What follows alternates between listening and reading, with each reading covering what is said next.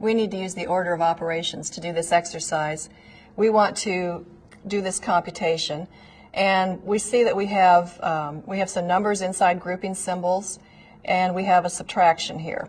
Now, the order of operations tells us to do the computations inside the grouping symbols first. And inside the grouping symbol, we have, first of all, a number raised to an exponent, and then we have a multiplication.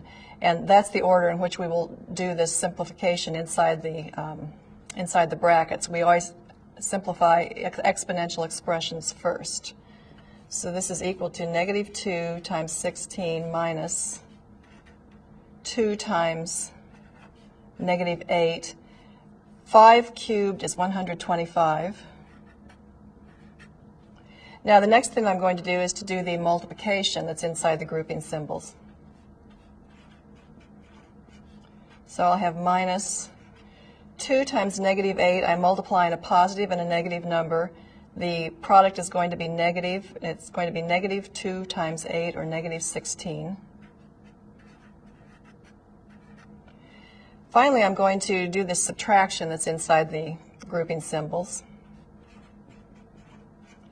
And I can think of this subtraction as an addition. I can think of this as negative 16 plus the opposite of 125. So I can think of it as negative 16 plus negative 125, and that is equal to negative 141.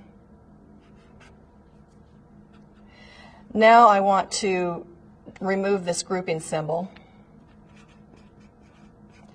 This tells me that I have the opposite of negative 141. I'm subtracting negative 141, and I can write that subtraction as an addition.